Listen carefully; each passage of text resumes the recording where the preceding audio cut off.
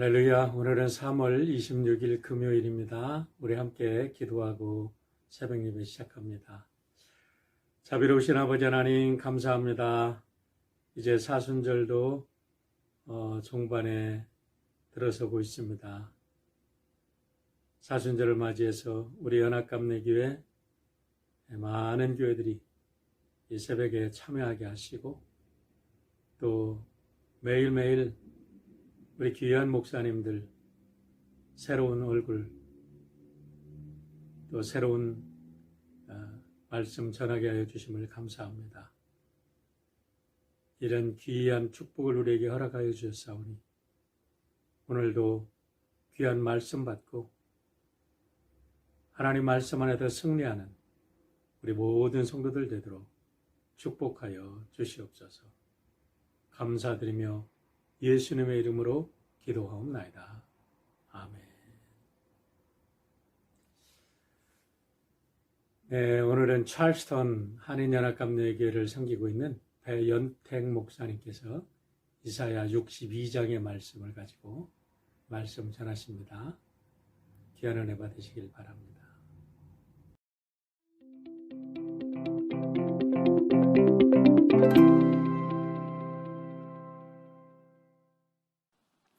2021년 전국 한인연합감리교회 특세 3월 26일 말씀을 전할 찰스턴 한인연합감리교회 배연택 목사입니다. 오늘 하나님께서 우리에게 주신 말씀은 이사야서 62장 1절부터 9절까지의 말씀입니다. 제가 봉독하도록 하겠습니다. 나는 시온의 의가 빛같이 예루살렘의 구원이 횃불같이 나타나도록 시온을 위하여 잠잠하지 아니하며 예루살렘을 위하여 쉬지 아니할 것인즉 이방 나라들이 내 공의를 묻 왕이 다 내 영광을 볼 것이요 너는 여호와의 입으로 정하실 새 이름으로 일컬음이 될 것이며 너는 또 여호와 손의 아름다운 관 내 하나님의 손의 왕관이 될 것이라. 다시는 너를 버림받은 자라 부르지 아니하며 다시는 내 땅을 황무지라 부르지 아니하고 오직 너를 헵시바라 하며 내 땅을 뷸라라 하리니 이는 여호와께서 너를 기뻐하실 것이며 내 땅이 결혼하는 것처럼 될 것임이라. 마치 청년이 처녀와 결혼함 같이 내 아들들이 너를 취하겠고 신랑이 신부를 기뻐함 같이 내 하나님이 너를 기뻐하시리라. 예루살렘이여 내가 너의 성벽 위에 파수꾼을 세우고 그들로 하여금 주야로 계속 잠잠하지 않게 하였느니라. 너희 여호와로 기억하시게 하는 자들아 너희는 쉬지 말며 또 여호와께서 예루살렘을 세워 세상에서 찬송을 받게 하시기까지 그로 쉬지 못하시게 하라. 여호와의 그 오른손 그 능력의 팔로 맹세하시되 내가 다시는 내 곡식을 내 원수들에게 양식으로 주지 아니하겠고 내가 수고하고 얻은 포도주를 이방인이 마시지 못하게 할 것인즉 오직 추수한 자가 그것을 먹고 나 여호와를 찬송할 것이요 거둔 자가 그것을 나의 성소뜰에서 마시리라 하셨느니라. 아멘. 하나님 말씀입니다. 말씀을 주신 하나님께 감사를 드립니다. 이사야서 62장 1절부터 5절까지의 말씀을 보면요, 하나님의 말씀을 대언하는 이사야 선지자가 이스라엘이 구원받을 것을 확신하며 격양된 목소리로 사람들을 향해서 말하고 있는 것을 우리는 볼 수 있습니다. 이스라엘의 구원에 대한 이야기가 이 선지자에게 어느 정도로 명확하게 확실하게 그 마음 안에 새겨졌는지 가늠할 수 있는 구절이요 62장 1절 말씀입니다. 다시 보시지요. 나는 시온의 의가 빛같이 예루살렘의 구원이 횃불같이 나타나도록 시온을 위하여 잠잠하지 아니하며 예루살렘을 위하여 쉬지 아니할 것인즉 하나님의 구원이 드러날 때까지 드러나도록 조용히 있지 않을 것이다, 쉬지도 않겠다라고 말합니다. 구원에 대한 강한 확신을 드러내면서 3절부터 5절까지 하나님의 구원을 묘사합니다. 이사야 선지자가 하나님의 말씀을 대언하는 사람이었으니요, 이러한 구원의 모습은 하나님께서 이사야로 보게 하신 것이 분명하지요. 그래서 이 내용을 보면 이렇습니다. 아름다운 관 또는 왕관이 중요한 것이 아니라 그 관들이 바로 여호와의 손, 하나님의 손에 들려 있었다라는 겁니다. 하나님께서 붙들고 계셨다라는 것이지요. 더욱이 이스라엘을 헵시바라 부르십니다. 그 의미는 나의 기쁨이 그들에게 있다라는 것이고요. 예루살렘 땅을 뷸라라 말씀하십니다. 결혼하였다라고 부르시겠다라는 겁니다. 자, 이것들을 본다면 하나님께서 이스라엘을 구원하시겠다는 뜻을 정확히 드러내셨음을 알 수 있습니다. 이스라엘 백성들을 바라보시면서 심지어 그들이 살아갈 땅을 보시면서 신랑이 신부를 보듯이 기뻐하신다라고 기록되어 있습니다. 너무나도 분명한 구원의 선포입니다. 이사야 선지자도 이스라엘이 구원받을 것을 확신하며 6절과 7절에서 다시 한번 목소리를 높입니다. 파수꾼을 세워 이스라엘 백성들을 매번 깨우며 하나님께서 구원을 완성하실 때까지 하나님을 쉬시지 못하게 하라 라고 목소리를 높여 백성들에게 강권 요청하고 있습니다. 그리고는 하나님께서 친히 말씀하시는 내용이 8절부터 기록되어 있습니다. 그 내용을 보면 이렇습니다. 8절에는 이렇게 말씀이 기록되어 있어요. 다시는 내 곡식을 원수들에게 양식으로 주지 아니하겠고 내가 수고하여 얻은 포도주를 이방인들이 마시지 못하게 할 것이다 라고 말씀하셨고요. 9절에서는 오직 추수한 자가 그것을 먹고 거둔 자가 그것을 하나님의 성소에서 마실 것이다 라고 말씀하시면서 11절에서는 구원이 이르렀으니 상급이 그들에게 있고 보응이 그 앞에 있다 이렇게 말씀하십니다. 자, 구원의 모습을 종합해 보면요, 여호와 하나님께서 이스라엘 백성들을 그들을 손에 붙잡으시며 백성된 권세를 회복시키시겠다라는 말씀입니다. 예루살렘 땅을 뷸라라 부르시겠다라는 의미는 아브라함과의 언약도 회복시키시겠다라는 얘기입니다. 아브라함과 맺은 언약이 모세와 백성들이 가나안에 들어가는 여정을 통해서 이루어진 것처럼 바벨론의 포로기를 광야의 생활로 인정해 주시고 이제 광야의 생활을 마치고 가나안으로 들어가던 때와 같이 바벨론 포로기를 회복시키시겠다라는 의미입니다. 땀을 흘린 만큼 먹고 마시는 삶, 즉 정의와 공의로운 삶을 살게 하시겠다라고 말씀하십니다. 이와 같은 하나님의 계획을 알게 된 이사야 선지자는 너무나도 기뻤습니다. 너무나도 기쁘니 잠잠하지 않겠다, 쉬지 않겠다. 이스라엘 백성들도 쉬지 않게 계속 24시간 깨워서 구원이 이루어질 때까지 여호와 하나님도 쉬시지 못하게 해야 한다라고까지 말하고 있는 것입니다. 이사야서 62장 전체를 통해서 구원을 이루시려는 하나님의 기쁨과 하나님의 계획을 알게 된 이사야 선지자의 기쁨이 우리에게도 전해집니다. 그렇지요? 자, 여러분, 이제부터는 조금 믿음 없어 보이는 이야기를 하려고 합니다. 양해를 먼저 구하고 나누겠습니다.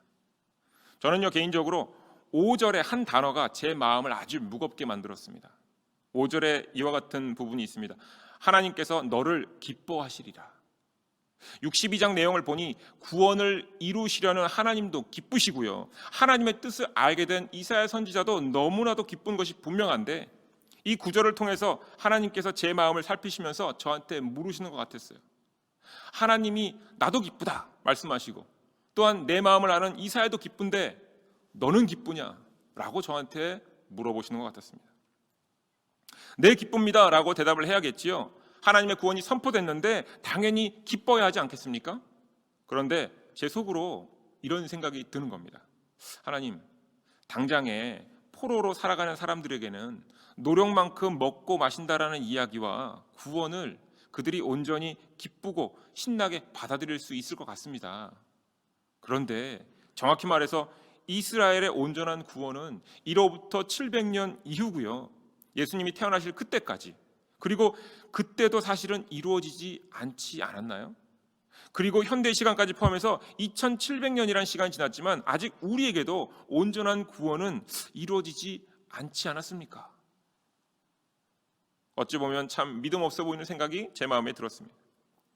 기뻐야 할 일인 것을 머리로는 알겠는데 그 당시 포로로 살았던 사람들에게는 이 포로기가 끝난다라는 소식이 기쁜 일이겠지만 이 소식이, 이 사건이 현재 우리에게도 기쁜 일인지는 잘 모르겠는데요 하는 생각이 들었습니다. 제가 참 믿음 없어 보이는 생각을 한 것이겠지요. 일반적으로 이사야서를 묵상할 때 구약과 신약을 연관지어서 묵상하는 게 일반적인 방법입니다. 예수 그리스도께서 세상에 오신 것이 바로 하나님의 구원, 하나님의 언약이 완성된 것, 구원의 완성이다라고 말하지요. 그런데 이렇게 이해를 하면 이사야가 전한 하나님의 심판과 구원의 메시지는요, 700년이 지난 뒤에 이루어지는 것으로 이해하는 것이 적합할 겁니다. 현재 구원이 절실한 사람들에게, 지금 당장 구원이 필요한 사람들에게 여러분 700년 뒤에 반드시 구원이 이루어질 것입니다 라고 말을 한다면 누가 기뻐할 수 있을까요? 누가 이 소식을 구원의 사건이라 믿을 수 있을까요? 믿음이 있어서 이것을 믿는다고 해도 시간이 오래되면 육체적으로, 정신적으로 지쳐가는 것, 이것이 사실입니다. 우리의 현실 상황에서도 이와 같은 것이 적용이 됩니다. 코비드-19의 상황 속에서 우리가 많은 이들이 하나님의 권능을 믿으면서 간구합니다. 이 모든 어려움이 빨리 지나가기를 간구하지요. 믿음의 분량에 따라 사람마다 다르긴 하겠지만 하나님을 믿고 성경 말씀 속에 기록되어 있는 심판과 구원의 메시지를 통해서 우리의 지금의 삶을 돌아보면서 우리의 어려움이 해결받을 것을 잠잠히 기다리자라고 생각하시는 분들이 있습니다. 하지만 동시에 믿음이 있으면서도 바뀌지 않는 현재의 상황에 왜 하나님께서 가만히 계시는 것일까라고 생각하시는 분들도 있지요. 더욱이 가족을 잃은 슬픔에 계신 분들, 또는 경제적으로 너무나도 어려운 삶의 상황에 처하신 분들은 하나님의 사랑도 들어서 알고 있고 하나님의 구원에 대한 내용들도 알고 있지만 상실감과 무력감으로 마음이 상하고 지쳐가는 분들이 있는 것도 사실입니다. 누군가 우리에게 코비드의 상황이 1년 뒤, 2년 뒤가 아니라 100년 뒤에 해결될 것이라고 말한다면 여러분, 우리의 마음은 어떨까요? 세상 사람들이 기독교를 향해 조롱 섞인 말을 종종 하지요. 예수님 언제 오시냐고. 2000년이 지났는데 곧 오신다는 예수님 언제 오시냐고 말합니다. 물어봅니다. 그리고 또한 물어보지요. 심판과 구원이 있다고 했는데 언제 이루어집니까? 라고 물어보면서 조롱 섞인 그 말을 우리에게 합니다. 자, 이런 말에 우리는 어떻게 대응하고 있습니까? 여러분, 믿지 않는 사람들의 이야기만이 아닙니다. 믿음을 얻었다라고 하는 사람들에게도 종종 이런 의구심이 찾아올 때가 있다라는 겁니다. 하나님께서 기뻐하시고요, 이사야 선지자도 기뻐서 지금 격앙되는 내용인데 말씀 속에 이 기뻐하시리라는 단어가 제게는 기쁘게 느껴지지 않아서 말씀을 앞에 두고는 이 단어를 계속 묵상할 수밖에 없었습니다. 내가 지금 뭔가 문제가 있구나. 그러다가 이 단어의 뜻을 새롭게 발견했습니다. 성경 말씀에 기록되어 있는 이 히브리 단어 기뻐하다라는 단어는 하페이스입니다. 하페이스라는 이 단어는 구약에서만 71번 정도 나오는데요, 이 단어에 포함된 기본적인 뉘앙스가 있어요. 그 뉘앙스는 바로 기울다, 구부리다 이런 의미입니다. 영어로는 incline to bend 이런 겁니다. 자, 이와 같은 뉘앙스를 가지고 있는 채로 즐거워하다, 기쁨을 취하다라는 의미이고요, 영어로는 to delight in 이라는 표현으로 자주 사용됩니다. 단어의 의미를 이해하기 쉽게 성경 구절 속의 예들을 한번 찾아보았습니다. 민수기 14장 8절에 여호수아와 갈렙이 가나안 땅을 정탐하고는 모든 사람들 앞에서 나와서 그들의 반대에도 불구하고 우리가 가나안 땅으로 가자 이렇게 선포하는 내용입니다. 민수기 14장 8절입니다. 여호와께서 우리를 기뻐하시면 우리를 그 땅으로 인도하여 들이시고 그 땅을 우리에게 주시리라. 이는 과연 젖과 꿀이 흐르는 땅이니라. 여호와께서 여호수아와 갈렙 쪽으로 결정하여 몸을 기울이시고 몸을 숙이셔서 굽히신 모습으로 여호수아와 갈렙의 결정을 기뻐하신다라는 의미입니다. 보다 정확히 얘기를 하자면 여호와 하나님의 뜻 쪽으로 여호수아와 갈렙이 방향을 잡은 것이지요. 이미 하나님의 뜻은 정해져 있었고 그것을 발견한 이들이 그 뜻을 발견하고 와서 기쁨으로 얘기하는 겁니다. 그러면서 이렇게 얘기해요. 여호와께서 우리를 기뻐하시면. 본인들은 모르지요. 하나님께서 이미 뜻을 정하셨고 그리고 또한 본인들이 하나님의 뜻에 참여한 것을. 그렇지만 이렇게 표현하고 있는 겁니다.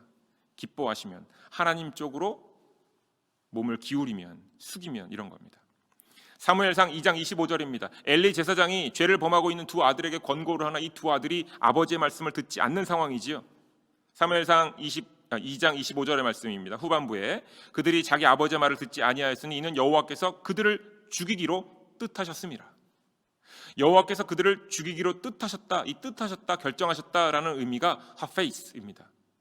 기뻐하다, 즐거워하다라는 의미로 사용되지 않았습니다. 그런데 같은 단어예요. 즉 하나님께서 하나님 쪽으로 마음을 기울인 것이 아니라 죄의 쪽으로 마음이 기울어진 사람들을 이미 심판하기로 전하셨다라는 겁니다. 심지어 이 구절은 이렇게까지 확대 해석이 가능합니다. 여호와께서 그들을 죽이는 당신의 뜻을 기뻐하셨다라고까지 이해가 가능합니다. 또 다른 본문입니다. 이사야서 58장 2절에는 이 단어가 2번 사용됩니다.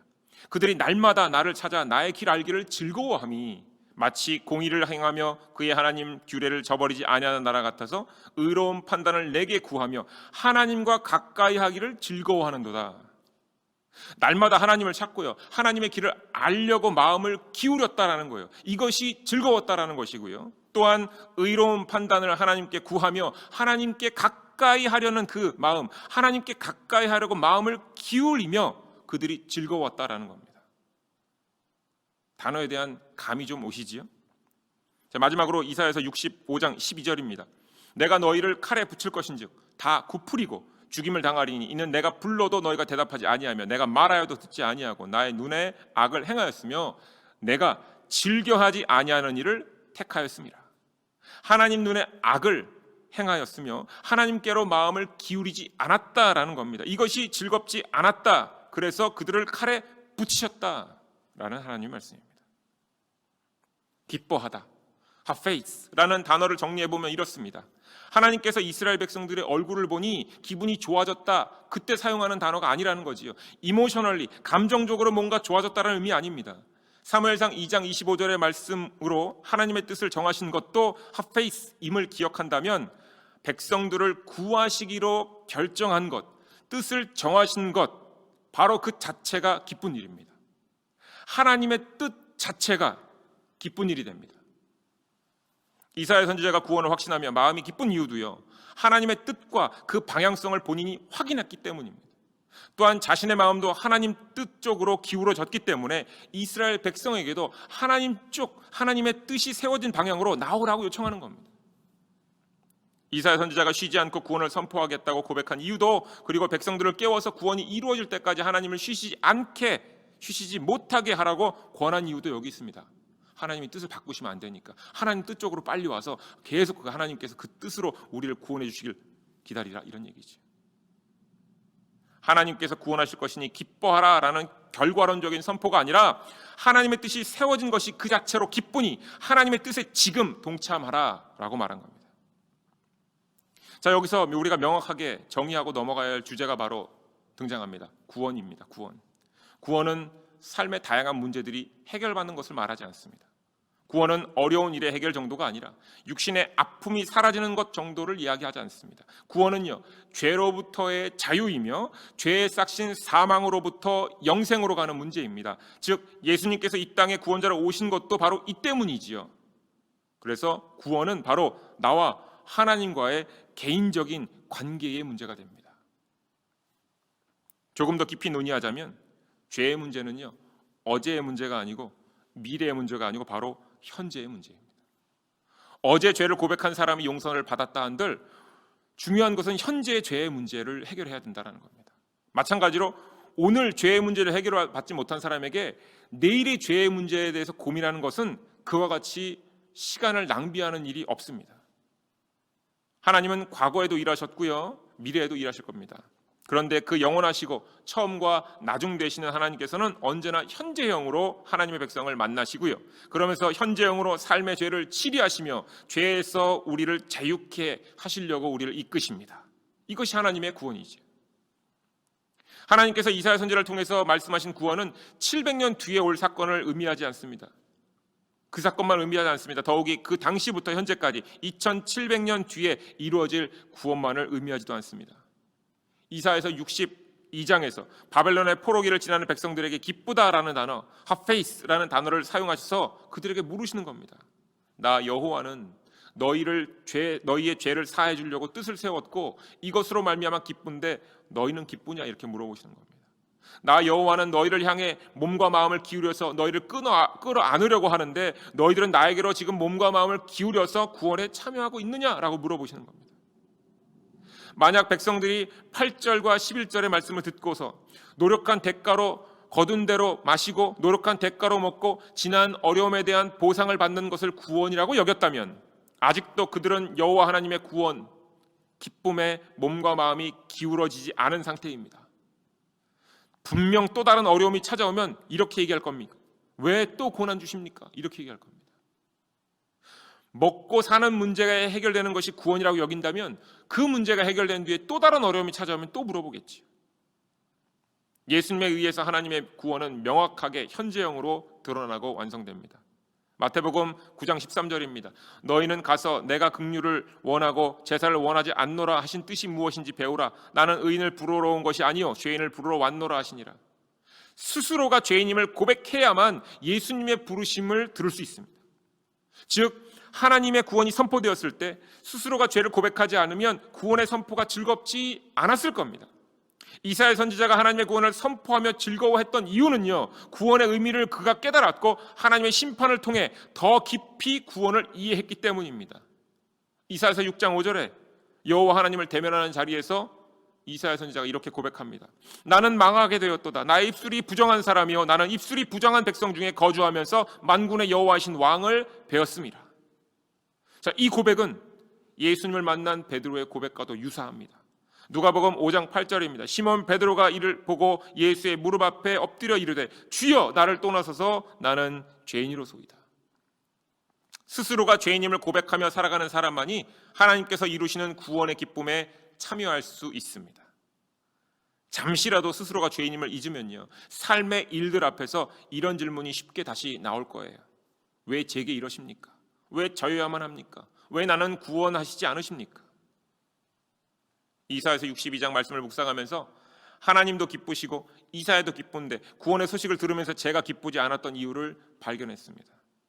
제가 잠시 스스로 죄인임을 잊은 채로 말씀을 묵상했다라는 겁니다. 죄인에게 예수님은 놀라운 하나님의 은혜요 사랑이지요. 매일 죄를 고백하고 죄를 발견하여서 하나님 말씀으로 다스릴 수 있는 것이 스스로가 구원의 길에 서 있으며 스스로가 의의 길에서 지금 걸어가고 있음을 발견하는 일이 되고요, 그것 때문에 감사하며 하나님 앞에 찬양을 돌릴 수 있는 사람이 되는 겁니다. 아, 내가 하나님의 구원에 동참하였구나, 구원의 이끌림을 받고 있구나 라고 고백할 수 있게 되는 것이죠. 사랑하는 한인학감리 교회 여러분, 세상에서 말하는 기쁨은 감정적인 것만을 의미하지만 하나님께서 말씀하시는 기쁨은 하나님의 뜻 그 자체입니다. 하나님을 향해 몸을 돌리고 아버지께로 마음을 향해 하나님의 자녀로서 구원의 기쁨을 맛볼 수 있게 되는 것, 바로 하나님께 몸을 돌리고 마음을 향해야 됩니다. 코비드-19의 긴 터널 속에서도 하나님의 구원이 기쁠 수 있는 이유는 어려움 가운데서도 하나님 아버지께서 우리를 현재형으로 찾으시기 때문이고요, 동시에 우리는 우리 안에 있는 죄를 찾아 회개하고 용서함을 받을 기회가 줬음을 확인할 수 있기 때문에 기쁜 겁니다. 아픔과 고통 속에서 우리의 죄됨을 고백하는 순간에 아, 내가 하나님의 부르심을 따르고 있구나 라고 기쁨을 얻게 되는 겁니다. 이사야 선지자가 기쁜 이유, 그가 의인이기 때문이 아닙니다. 그가 기쁨과 확신의 찬 목소리로 구원을 선포한 이유, 바로 본인이 죄인임을 알고 하나님 곁에 붙들려 있음을 고백할 수 있기 때문에 그런 겁니다. 하나님께서 오늘 우리에게 지금 본문의 말씀으로 물어보시는 겁니다. 나 여호와는 구원의 뜻을 세워 기쁘고 너희들을 향해 지금 마음을 몸을 향하고 있는데 그것 때문에 기쁜데 너희는 기쁘냐? 이 물음에 내가 아버지께로 몸을 돌렸고 마음을 돌렸습니다 라고 대답하시며 나 같은 죄인을 살리셨음을 고백할 때에 진정 참 하나님의 기쁨에 동참하시는 하루가 될 것입니다. 오늘도 주신 이 말씀을 붙잡고 주 안에서 승리하시기를 축원드립니다.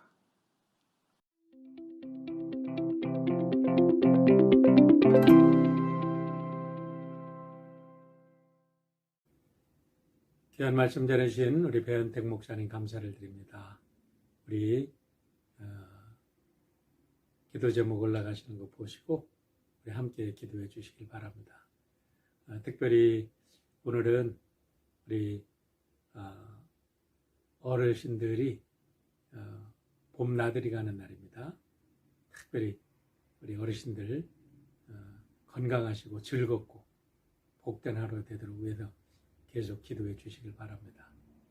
내일 11시에 올림픽가에서 인종 혐오를 규탄하는 시가 평화 행진이 있다 그래요.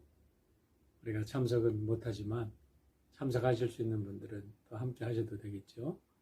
위에서 기도해 주시고 평화로운 행진이 되어서 이런 기회를 통해서 우리 LA가 다인종 다문화가 함께 모여 사는데 평화로운 천사의 도시가 되도록 우리 함께 기도해 주셔야 될 것 같습니다. 우리 부활절을 기해서 우리 성도들의 모든 삶이 회복되어지도록 위해서 기도해 주실 때 특별히 우리 환우들의 건강 회복을 위해서 기도해 주시길 바랍니다.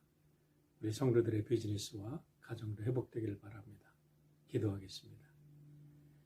복되신 아버지 하나님, 우리를 헵시바라 비올라라 부르시며 우리를 사랑하시고 우리를 보호하시는 아버지 하나님, 하나님의 그 큰 은혜와 사랑을 믿습니다.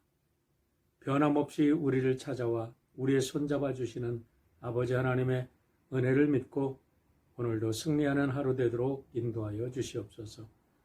특별히 오늘은 우리 어르신들을 모시고 우리 데스칸수가든의 봄나들이를 합니다. 참여하시는 모든 우리 어르신들 복된 하루 되게 도와주시고 또 사정이 있어도 참여하지 못하시는 우리 어르신들도 각 가정에서 동일한 은혜로 채워주시고 붙들어 주시옵소서. 부활절을 준비하는 우리 성도들 마음속에 또 가정 속에 비즈니스 속에 그리고 저들의 모든 삶이 회복되어지도록 역사하여 주옵소서. 특별히 우리 미국 사회의 인종차별과 인종혐오범죄로 인하여 많은 사람들이 고통을 받고 있습니다. 주님, 하루속히 주님의 복음이 온 땅에 증거되어 이 땅에 살아가는 모든 사람들이 하나님의 자녀인 것을 믿고 서로 존경하고 서로 사랑하는 거룩한 역사가 넘치도록 우리 모든 교회들이 깨어 일어나 하나님의 생명의 말씀을 바로 증거하도록 축복하여 주시고 오늘도 우리를 세우신 자리에서 세상의 빛과 소금 되도록 역사하시고 강하게 하시고 승리하게 도와 주시옵소서. 감사드리며 예수님의 이름으로 기도하옵나이다. 아멘. 오늘도 주 안에서 예수님의 귀한 신부로 승리하시길 축원합니다.